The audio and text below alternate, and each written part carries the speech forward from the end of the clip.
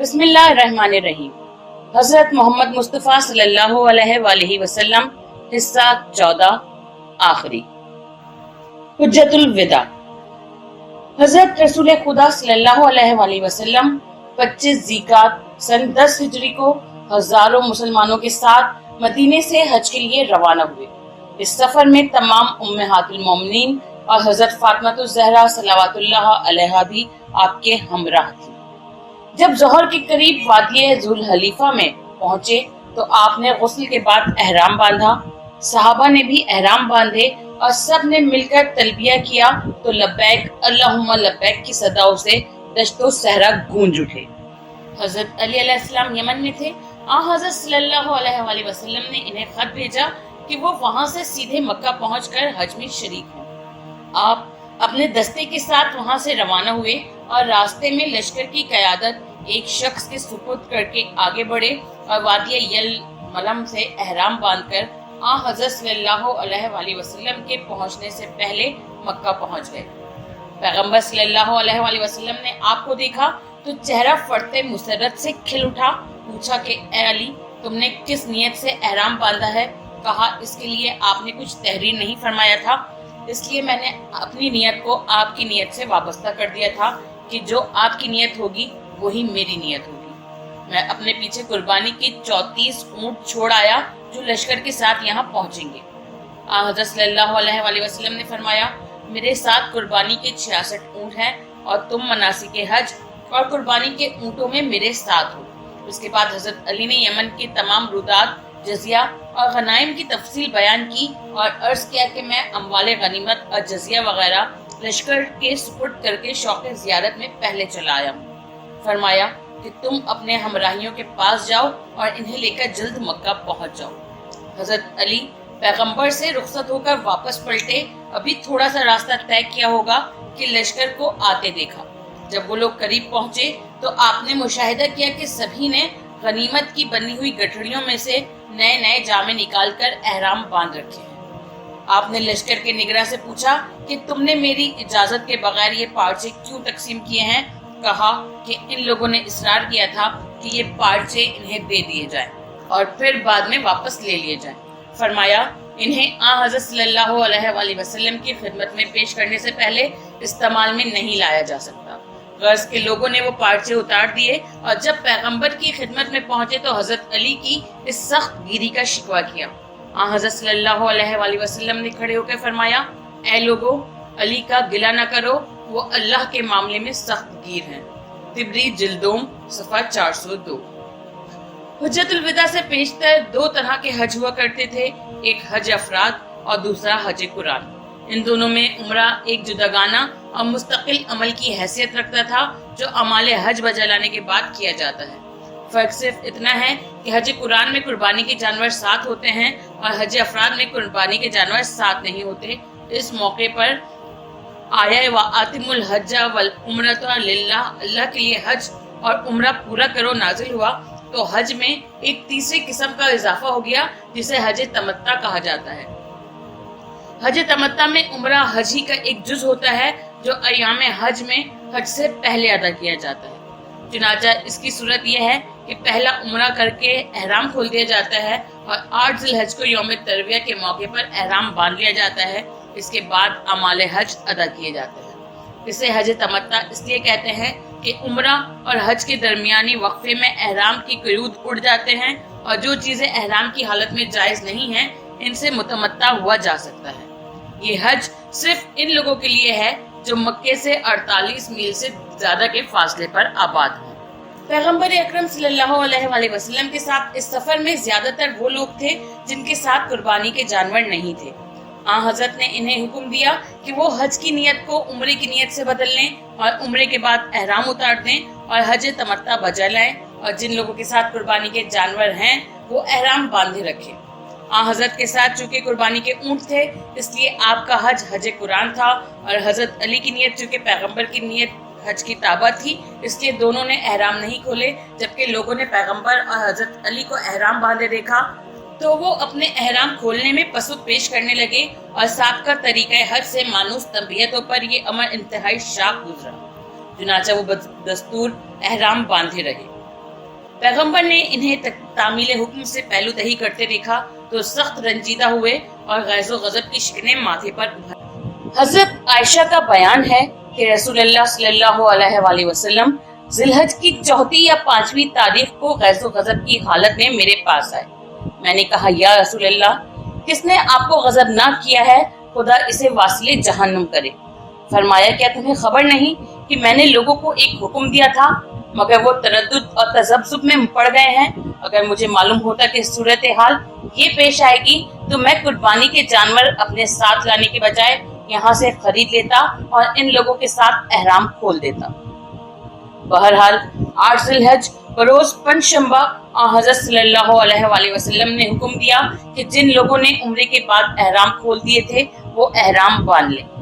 جب احرام باندھے جا چکے تو آپ مکہ سے منی میں تشریف لائے اور دوسرے دن نماز صبح کے بعد منی سے عرفات کی طرف روانہ ہو گئے۔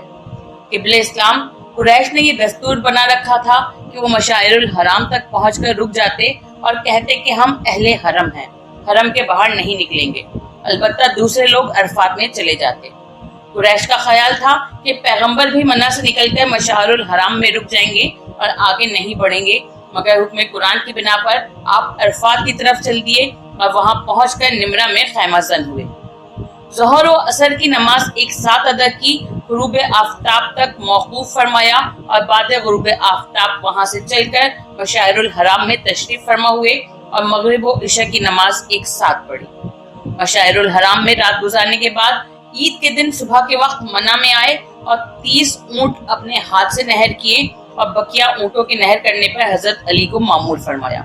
قربانی سے فارغ ہو کر سر منڈوایا اور احرام کھول دیا اور اسی دن مکہ معظمہ پہنچ گئے، خانہ کعبہ کا طواف کیا اور صفا اور مروہ کی سعی سے فراغت حاصل کر کے منی میں واپس آ گئے، جہاں آپ نے 13 ذی الحج تک قیام فرمایا اور رمی جمرات کا فریضہ ادا کیا۔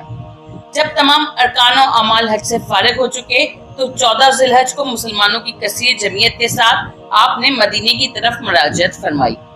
غدیر خم۔ مدینے کی طرف واپسی کے دوران آپ کے ساتھ تقریباً 1,24,000 کا مجمع تھا جو مختلف شہروں اور بستیوں سے سمٹ کر جمع ہو گیا تھا اور اب فریضہ حج سے سبکدوشی کے بعد خوش اپنے گھروں کو پلٹ رہے تھے۔ کچھ لوگ مدینہ پہنچ کر الگ ہونے والے تھے اور کچھ لوگوں کو راستے ہی سے الگ ہو جانا تھا۔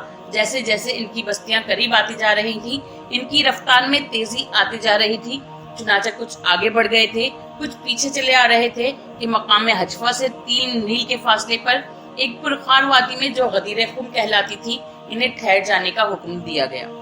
یہ حکم اتنا اچانک اور ناگہانی تھا کہ لوگ حیرت سے ایک دوسرے کا منہ تکنے لگے کہ یہاں منزل کیسی، کیونکہ یہ جگہ نہ تو قافلوں کے ٹھہرنے کے لیے موجود تھی، نہ گرمی سے بچنے کا کوئی سامان تھا اور نہ دھوپ سے بچاؤ کے لیے سایہ، اور نہ ہی ادھر سے گزرتے ہوئے عربوں کو اس مقام پر منزل کرتے دیکھا گیا تھا۔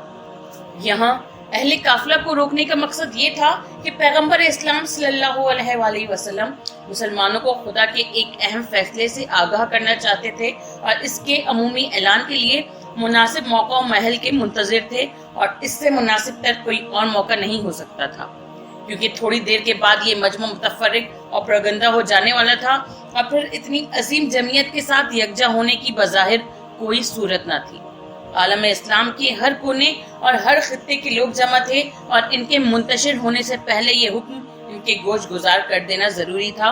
پھر اس بے آب و گیا صحرا میں قافلے کو روکنے کی ایک وجہ یہ بھی ہو سکتی تھی کہ اگر معمولاً اس مقام پر قافلے ٹھہرا کرتے تو یہ سمجھا جا سکتا تھا کہ آرام اور سفر کی تھکان دور کرنے کے لیے منزل کی گئی ہے، اور ضمناً ایک اعلان بھی کر دیا گیا ہے جس سے اس اعلان کی اہمیت کم ہو جاتی۔ حضرت صلی اللہ علیہ وآلہ وسلم نے اس کی اہمیت کو برقرار رکھنے کے لیے ایسی جگہ کا انتخاب فرمایا جو کبھی قافلوں کی آرام گاہ نہ بنی تھی، تاکہ یہ واضح ہو جائے کہ یہاں ٹھہرنے کا مقصد آرام و استراحت نہیں ہے، بلکہ معاملے کی اہمیت کا تقاضا یہ ہے کہ خواہ کتنی ہی زحمتوں اور تکلیفوں کا سامنا کیوں نہ کرنا پڑے، اس جلتے ہوئے میدان میں چلتے ہوئے قافلے کو روک لیا جائے اور سب کو کارساز مطلق کے فیصلے سے آگاہ کر دیا جائے، اور وہ فیصلہ حضرت صلی اللہ علیہ وآلہ وسلم کی نیابت اور جانشینی سے متعلق تھا۔ سے بیشتر دعوت ذو العشیرہ کے موقع پر ایک محدود دائرے میں اور غزوہ تبوک اور تبلیغ سورہ برات کے مواقع پر پیغمبر کی زبان سے مختلف پیرایوں، اشاروں اور کنائیوں میں ایسے کلمات سنے جا چکے تھے جن سے ایک انصاف پسند اور غیر جانبدار انسان یہ نتیجہ اخذ کرنے پر مجبور تھا کہ پیغمبر صلی اللہ علیہ وآلہ وسلم حضرت علی علیہ السلام کو اپنا نائب و جانشین مقرر کرنا چاہتے ہیں، اور دوسری طرف یہ بھی دیکھنے میں آتا تھا کہ کچھ لوگوں کی زبانیں علی کے خلاف خواہ مخواہ شکوہ ریز رہتی ہیں اور ان کے معمولی منصب پر بھی ان کی دلی کدورتیں چہروں سے آشکار ہو جاتی ہیں۔ وہ بھلا اسے کیوں کر ٹھنڈے دل سے گوارا کریں گے اور اسے عملی جامہ پہننے دیں گے؟ پیغمبر بھی ان باتوں سے بے خبر نہ تھے۔ وہ بعض چہروں کے اتار چڑھاؤ سے ان کی دلی کیفیتوں کو بھاپ رہے تھے اور ان کی حرکات و سکنات سے ان کے ارادوں کو سمجھ رہے تھے کہ یہ مخالفت کیے بغیر نہیں رہیں گے اور ہر ممکن طریقے سے روڑے اٹکائیں گے۔ اس لیے مزاج شناس قدرت یہ چاہتا تھا کہ قدرت کی طرف سے ان لوگوں کے شر سے تحفظ کا ذمہ لے لیا جائے تو پھر اس کا عمومی اعلان کیا جائے۔ چنانچہ اللہ کی طرف سے تحفظ کی ذمہ داری کے ساتھ یہ حکم ہوا کہ اے رسول، تمہارے پروردگار کی طرف سے جو حکم تمہیں دیا گیا ہے اسے پہنچا دو۔ اگر تم نے ایسا نہ کیا تو گویا تم نے کوئی پیغام پہنچایا ہی نہیں، اور اللہ ہر حال میں تمہیں لوگوں کے شر سے محفوظ رکھے گا۔ سورہ مائدہ آیت 67۔ علامہ قاضی شوکافی رقم تراز ہے۔ ابو سعید خضری کہتے ہیں کہ آیا یا ایھا الرسول بلغ ما انزل علیک غدیر قم میں حضرت علی ابن ابی طالب کے بارے میں نازل ہوئی۔ فتح قدیر جلد 3 صفحہ 57۔ اس تحدیدی حکم کے بعد تاخیر کی گنجائش نہ تھی۔ پیغمبر اکرم صلی اللہ علیہ وآلہ وسلم سواری سے اترے، ساتھ والے بھی اتر پڑے۔ حیا علی خیر العمل کی آواز پر آگے بڑھ جانے والے پلٹے، پیچھے رہنے والے تیزی سے بڑھے اور تمام مجمع سمٹ کر یکجا ہو گیا۔ دوپہر کا وقت، گرم ہواؤں کے تھپیڑے، جھلسا دینے والی گرمی، جلتا ہوا ریگستان اور آفتاب کی شولگی، چند ببول کے درختوں کے علاوہ نہ کہیں سایہ نہ سبزہ۔ صحابہ نے عبائیں کندھوں سے اتار کر پیروں کے گرد لپیٹ لیں اور اس جلتی ہوئی زمین پر ہمتن گوش ہو کر بیٹھ گئے۔ حضرت صلی اللہ علیہ وآلہ وسلم نے ببول کے 2 درختوں کے درمیان اونٹوں کی کجاؤں کا منبر تیار کرایا اور اس پر جلوہ افروز ہوئے۔ زید بن ارقم کہتے ہیں رسول اللہ مکہ اور مدینہ کے درمیان خم کے مقام پر خطبہ دینے کے لیے کھڑے ہوئے اور خدا کی حمد و ثنا کے بعد فرمایا کہ اے لوگوں، وہ وقت قریب ہے کہ میں اپنے پروردگار کی طرف سے پیغام آ جائے اور میں اس پر لبیک کہوں، لہٰذا اس سے قبل کہ میں تمہارے درمیان 2 گراں قدر چیزیں چھوڑے جاتا ہوں، ایک اللہ کی کتاب ہے جس میں نور ہدایت ہے اور دوسرے میرے اہل بیت۔ اگر تم ان دونوں سے تمسک رکھو گے تو کبھی گمراہ نہ ہوگے۔ صحیح مسلم جلد 2 صفحہ 279۔ ان کلمات کے بعد 3 مرتبہ بلند آواز سے فرمایا کہ کیا میں تم پر خود تم سے زیادہ حق تصرف نہیں رکھتا؟ سب نے ہم آواز ہو کر کہا بے شک آپ ہم سے زیادہ ہمارے نفسوں پر حق تصرف رکھتے ہیں۔ اپنی حتمیت کا اقرار لینے کے بعد آپ نے حضرت علی کو اپنے ہاتھوں پر بلند کیا اور فرمایا اے لوگوں، اللہ میرا مولا ہے اور میں تمام مومنین کا مولا ہوں اور میں ان کے نفسوں سے زیادہ ان پر حاکم و متصرف ہوں۔ یاد رکھو کہ جس کا میں مولا ہوں اس کے یہ علی بھی مولا ہیں۔ خدایا اسے دوست رکھ جو انہیں دوست رکھے اور انہیں دشمن رکھ جو انہیں دشمن رکھے۔ ابن عبد البر نے تحریر کیا ہے کہ پیغمبر اسلام صلی اللہ علیہ وآلہ وسلم نے غدیر خم کے دن فرمایا کہ جس کا میں مولا ہوں اس کا علی مولا ہے۔ اے اللہ، جو انہیں دوست رکھے تو اسے دوست رکھ اور جو انہیں دشمن رکھے تو اسے دشمن رکھ۔ اس اعلان کے بعد حضرت صلی اللہ علیہ وآلہ وسلم فراز منبر سے نیچے تشریف لائے اور نماز ظہر باجماعت ادا کی۔ نماز سے فارغ ہو کر اپنے خیمے میں تشریف لے گئے اور لوگوں کو حکم دیا کہ وہ علی کے پاس جائیں اور انہیں اس منصب عالیہ پر فائز ہونے کی خوشی میں مبارکباد دیں۔ چنانچہ صحابہ نے تبری کو تہنیت کے کلمات اپنی زبانوں سے ادا کیے۔ امہات المومنین اور دوسری خواتین نے بھی اظہار مسرت کرتے ہوئے مبارکباد دی، اور حضرت عمر کے الفاظ تہنیت تو اب تک اسلامی تاریخ کے اوراق پر موجود ہیں کہ مبارک ہو اے فرزند ابو طالب، آج سے آپ ہر مومن اور ہر مومنہ کے مولا ہو گئے۔ ادھر مبارکباد کا سلسلہ جاری تھا اور ادھر حضرت جبرائیل امین نے پیغمبر اکرم صلی اللہ علیہ وآلہ وسلم کو تکمیل دین اور اتمام نعمت کا روح پرور مجدہ سنایا کہ الیوم اکملت لکم دینکم واتممت علیکم نعمتی و رضیتو لکم الاسلام دینا، آج میں نے تمہارے دین کو ہر لحاظ سے کامل کر دیا اور تم پر اپنی نعمتیں تمام کر دیں اور تمہارے لیے دین اسلام کو پسند کیا۔ جلال الدین سیوطی ابو سعید خضری نے روایت کرتے ہیں کہ جب رسول اللہ نے غدیر خم کے دن حضرت علی کو اپنی جگہ نصب کر دیا اور ان کی ولایت کا اعلان کر دیا تو جبرائیل امین آیہ الیوم اکملت لکم دینکم لے کر حضرت صلی اللہ علیہ وآلہ وسلم کی خدمت میں نازل ہوئے۔ تفسیر و منشور جلد دوم صفحہ 259۔ امام المحدثین حافظ عبد ربا نے غدیر خم کے سلسلے میں 100 صحابہ کرام سے حدیثیں نقل کی ہیں۔ امام جزری اور امام شافعی نے 80 صحابیوں سے، امام احمد جنبل نے 30 صحابہ سے اور طبری نے 75 صحابہ سے حدیثیں نقل کی ہیں۔ ان کے علاوہ علامہ ذہبی اور ثنائی وغیرہ نے اسے متواتر مانا ہے، لہٰذا اس واقعے میں شک و شبے کی کوئی گنجائش نہیں ہے۔ اس میں تعویلات سے تو کام لیا جاتا رہا ہے، لیکن اس واقعے کو جھٹلایا نہ جا سکا اور نہ الفاظ حدیث کی صحت سے انکار کیا جا سکا، کیونکہ اس حدیث کی کثرت پر نظر کرنے کے بعد وہی شخص اس واقعے سے انکار کر سکتا ہے جو مشاہدات و بدیہات کے انکار کرنے کا عادی ہو۔ علم الہدی میں سید مرتضیٰ نے فرمایا ہے کہ واقعہ غدیر سے انکار چاند سورج سے انکار کے برابر ہے۔ علامہ مقبلی نے کہا ہے کہ اگر واقعہ غدیر یقینی نہیں ہے تو پھر دین کی کوئی بات یقینی نہیں ہے۔ فریقین کے علماء و محدثین کا اس پر اتفاق ہے کہ پیغمبر اکرم صلی اللہ علیہ وآلہ وسلم نے ایک عظیم اجتماع کے اندر اپنی حاکمیت اور اولیت کا اقرار لینے کے بعد فرمایا کہ جو مجھے اپنا مولا سمجھتا ہے وہ علی کو بھی اپنا مولا سمجھے۔ مولا کے معنی من پسند معنی پہنا کر حقیقت کو نگاہوں سے اوجھل رکھنے کی کوشش کی گئی، اس لیے کہ اگر یہ تسلیم کر لیا جاتا کہ اس حدیث کی روح سے جو حیثیت رسول کی امت سے ہے وہی حیثیت علی کی ہے تو سقیفہ بنی سعدہ کی کارروائی کا کوئی جواز نہ رہ جاتا۔ چنانچہ کبھی یہ کہا گیا کہ اس کے معنی دوست کے ہیں اور کبھی یہ تعویل کی گئی کہ اس کے معنی ناصر و مددگار کے ہیں، لیکن سوچنے سمجھنے اور غور کرنے کی بات یہ ہے کہ ایک جلتے ہوئے صحرا میں لاکھوں کے مجمع میں جو اپنے گھروں میں پہنچنے کے لیے بے چین تھا سمیٹنا، جبکہ قافلے کا ایک حصہ عقب میں رہ گیا تھا اور اگلا ریلا 3 میل آگے نکل گیا تھا، کانٹوں کو ہٹا کر سلگتی ہوئی زمین پر جگہ بنانا، اونٹوں کی کجاووں کا جمع کر کے ممبر بنانا اور پیغمبر اکرم صلی اللہ علیہ وآلہ وسلم کا اپنے حاکم و اولا بالتصرف ہونے کا اقرار لینا، کیا صرف یہ بتانے کے لیے تھا کہ جس کا میں دوست ہوں اس کے علی بھی دوست ہیں، یا جس کا میں مددگار ہوں اس کے علی بھی مددگار ہیں؟ کوئی بھی صاحب عقل یہ باور نہیں کرے گا کہ یہ اہتمام و انصرام محض اتنی سی بات کے لیے تھا۔ کیا ان لوگوں سے علی کی رسول اللہ سے دوستی اور وابستگی پوشیدہ تھی، یا اوائل عمر سے اسلام اور اہل اسلام کی نصرت میں حضرت علی کے کارنامے ڈھکے چھپے تھے، یا کسی تعارف کے محتاج تھے؟ یا اللہ کا ارشاد کہ مومنین کیا مرد کیا عورتیں آپس میں ایک دوسرے کے دوست ہیں، اس دوستی کے اظہار کے لیے کافی نہیں تھا؟ اور کیا پیغمبر اپنی حاکمانہ حیثیت منوائے بغیر اس مقصد میں کامیاب نہیں ہو سکتے تھے؟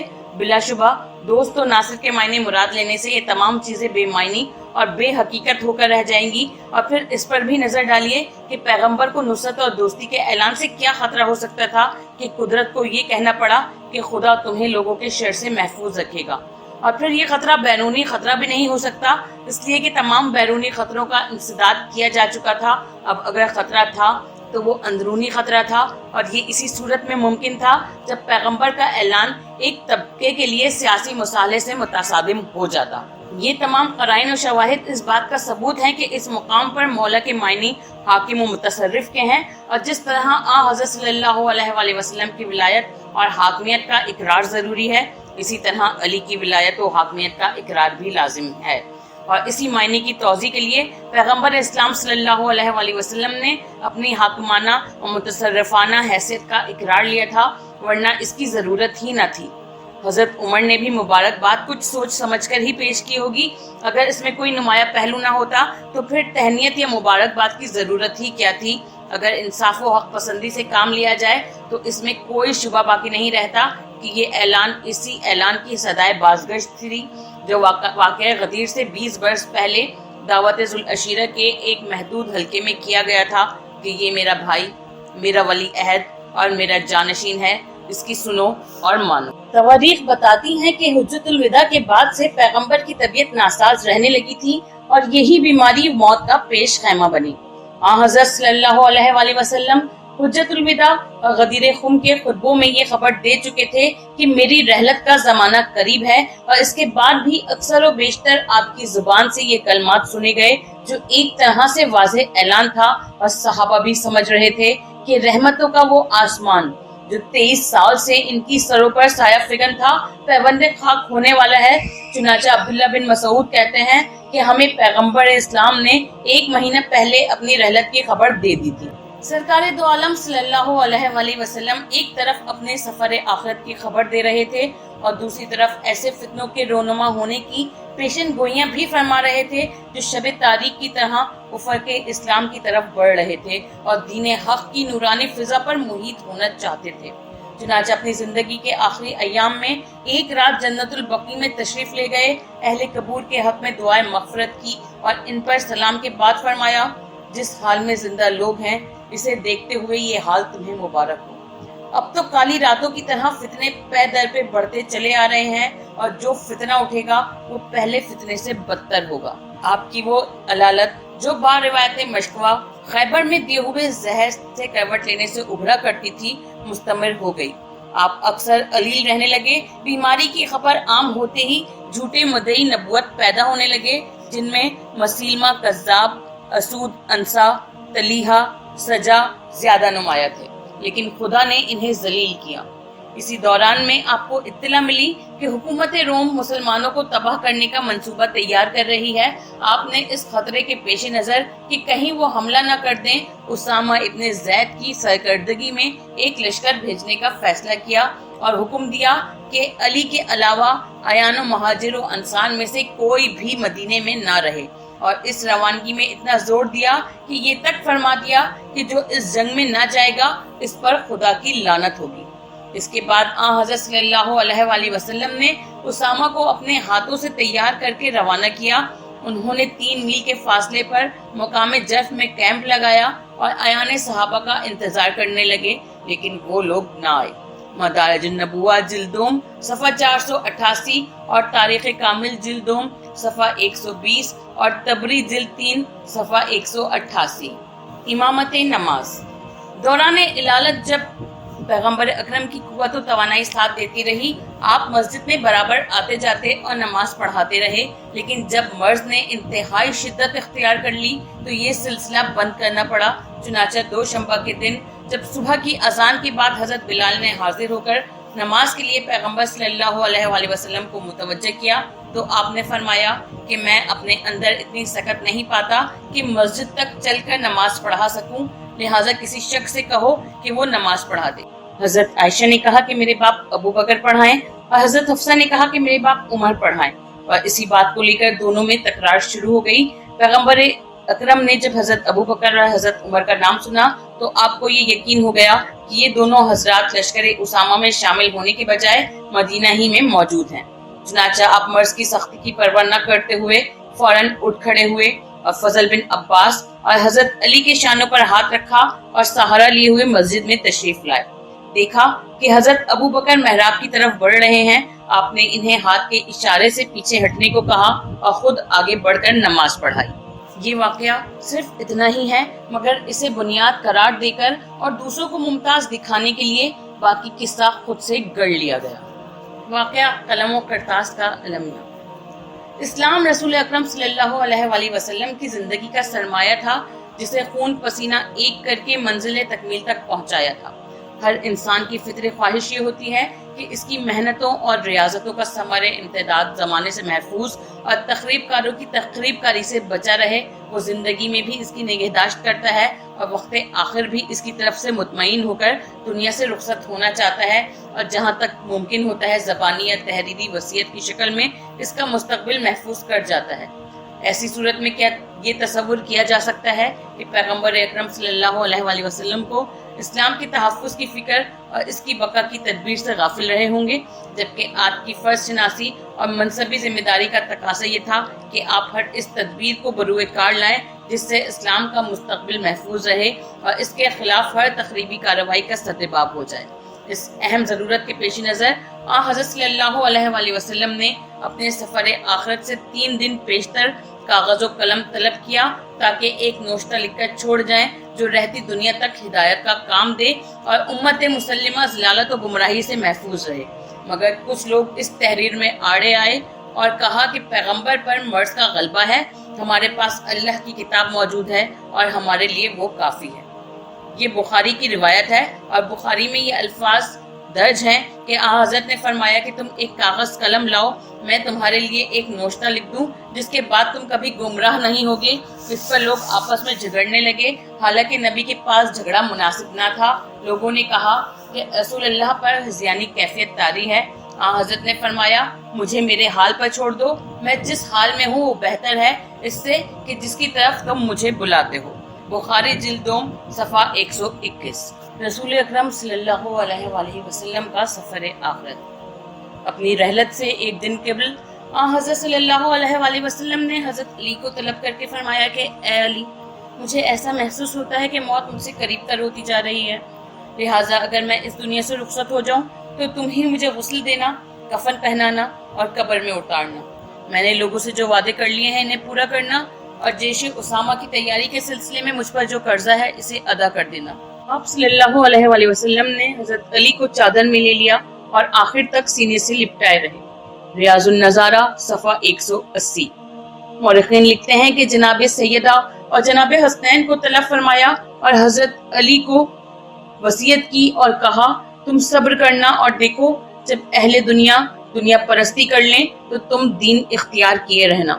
روزۃ الاحباب جلد اول صفحہ 559، مدارج النبوہ جلد دوم صفحہ 511، تاریخ بغداد جلد اول صفحہ 219۔ رسول کریم صلی اللہ علیہ وآلہ وسلم کی شہادت۔ حضرت علی علیہ السلام سے وصیت فرمانے کے بعد آپ کی حالت متغیر ہو گئی۔ حضرت فاطمہ جن کے زانوں پر سر مبارک رسالت مآب تھا فرماتی ہیں کہ ہم لوگ انتہائی پریشان تھے کہ ناگہاں ایک شخص نے اذن حضوری چاہی، میں نے داخلے سے منع کر دیا اور کہا اے شخص یہ وقت ملاقات نہیں ہے، اس وقت واپس چلا جا۔ اس نے کہا میری واپسی ناممکن ہے، مجھے اجازت دیجیے کہ میں حاضر ہو جاؤں۔ حضرت صلی اللہ علیہ وآلہ وسلم کو جو قدر افاقہ ہوا تو آپ نے فرمایا اے فاطمہ اجازت دے دو، یہ ملک الموت ہے۔ فاطمہ نے اجازت دی اور وہ داخل خانہ ہوئے۔ پیغمبر کی خدمت میں پہنچ کر عرض کی مولا یہ پہلا دروازہ ہے جس پر میں نے اجازت مانگی ہے اور اب آپ کے بعد کسی کے دروازے پر اجازت طلب نہ کروں گا۔ عجائب القصص علامہ عبد الواحد صفحہ 282، روزۃ الصفا جلد دوم صفحہ 216 اور انوار القلوب صفحہ 188۔ الغرض ملک الموت نے اپنا کام شروع کیا اور رسول اکرم صلی اللہ علیہ وآلہ وسلم نے بتاریخ 28 صفر 11 ہجری یوم دوشنبہ بوقت دوپہر ظاہری خلت حیات اتار دی۔ اس سانحے سے یوں تو ہر شخص متاثر تھا، مگر حضرت صلی اللہ علیہ وآلہ وسلم کے افراد، خاندان اور بنی ہاشم پر غم و اندوہ کا پہاڑ ٹوٹ پڑا۔ دختر رسول کا یہ حال تھا کہ گویا ان سے زندگی چھن گئی ہو۔ ان کے بچے نانا کے غم میں تڑپ رہے تھے اور حضرت علی کی دنیا بدل چکی تھی، رگوں میں خون منجمد ہو کر رہ گیا تھا اور انتہائی صبر و ضبط کے باوجود آپ کی آنکھوں سے آنسوؤں کا سیلاب امن رہا تھا۔ آپ نے روتے ہوئے اپنا ہاتھ حضرت صلی اللہ علیہ وآلہ وسلم کے چہرہ اقدس سے مس کیا اور اپنے منہ پر پھیرا۔ میت کی آنکھیں بند کی اور چادر اتھر سے ڈھک دیا گیا اور حسب وصیت غسل و کفن کی طرف متوجہ ہو گئے۔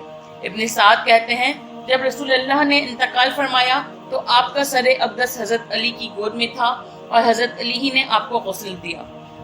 فضل بن عباس حضرت کو سنبھالے ہوئے تھے اور اسامہ پانی دیتے جاتے تھے۔ جب امیر المومنین غسل سے فارغ ہو گئے تو کفن پہنایا اور تنہا نماز جنازہ پڑھائی۔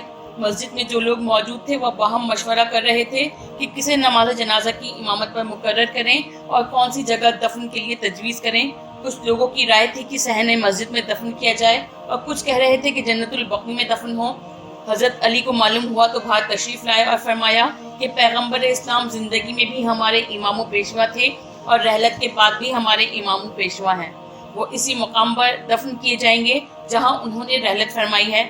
چنانچہ بنی ہاشم، پھر مہاجرین اور پھر انصار نے باری باری نماز ادا کی، البتہ ایک گروہ جو تشکیل حکومت کی فکر میں تھا تحجیز و تکفین میں شرکت اور نماز جنازہ کی سعادت سے محروم رہا۔ نماز جنازہ کے بعد اسی حجرے میں جہاں حضرت صلی اللہ علیہ وآلہ وسلم نے انتقال فرمایا تھا، زید بن سہل نے قبر کھدوائی گئی۔ حضرت علی نے اپنے ہاتھوں سے قبر میں اتارا اور آفتاب رسالت لوگوں کی نظروں سے پوشیدہ ہو گیا۔ اللہم صلی علی محمد وعلی محمد واجل فرجہم اجمعین۔ برائے مہربانی ہمارے اس چینل کو لائک کیجیے، شیئر کیجیے، کمنٹ کیجیے اور سبسکرائب کیجیے اور بیل آئیکن کو پریس کیجیے تاکہ آگے بھی ہماری ویڈیوز آپ کو برابر ملتی رہیں۔